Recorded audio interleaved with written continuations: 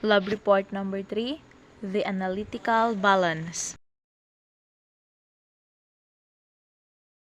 Analytical balances are very common to laboratories. They are highly sensitive lab instruments which functions to accurately measure mass. Their readability has a range between 0.1 mg to 0.01 mg, and analytical balances have draft shields or weighing chamber to prevent the very small samples from being affected by air currents.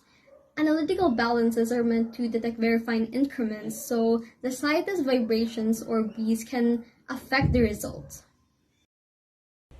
Here are the do's and don'ts using the analytical balance. Do not handle objects to be weighed with your bare hands. Use paper towels, tongs, or gloves. Never weigh chemicals directly in contact with the balance pan. Use vessels, weighing paper, or filter paper. Do not weigh hot or cold objects on the balance. Hot objects will give erroneously lower readings due to air buoyancy, while cold objects will give higher readings due to the condensation of the water vapor. Never spill chemicals inside the analytical balance enclosure. If you spill chemicals on the top of loading balance, clean it immediately. Keep weighing chamber and weighing pan clean.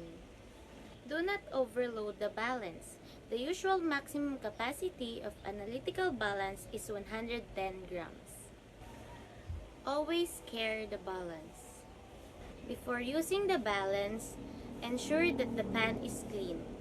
If it is dirty, report it to your instructor. Then brush the pan down with a special brush. Ensure that the bubble in the level indicator is centralized while the balance is off. Your instructor may need to adjust the leveling fit. So, the difference between direct weighing and weighing by difference. So, the first one, the direct weighing, is which the sample is put on the analytical or on the balance directly and the mass is read. And while the weighing by difference is the repetitive weighing of sample takes place. So, this is the most accurate method of Weighing by difference, the mass of the bottle and the sample and the mass of the bottle and the residue is equals to the total mass of solid used. Parts of the analytical balance. The balance plate or pan uses a container to put a sampled material to be measured in mass. Mode button. It is used to set the conversion system used when measuring. By using the mode button, you can specify the conversion system as needed. Water pass. It is a tool used to determine the position of the balance plate. Water pass is also used to reposition the balance plate. Power button. On or off button. It is used to turn the balance on or off. After pressing the power button to turn on the balance, the instrument will usually be left idle for approximately 10 to 15 minutes before using it to produce a more accurate measurement. Re-zero or tare button. It is used to adjust the balance to return to a neutral position, or zero. We recommend that you use this button not too often so that the balance can still produce accurate measurements. Weights. Serves as a tool to calibrate analytical scales. Advantages of analytical balance. Analytical balances are generally used to measure the mass of objects with a high degree of precision, or sub-milligram range.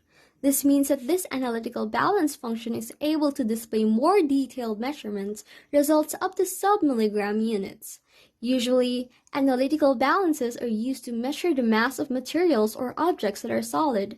However, it is also possible if this instrument is used to measure materials or objects in the form of liquids. Apart from having high accuracy, the analytical balance is also strong.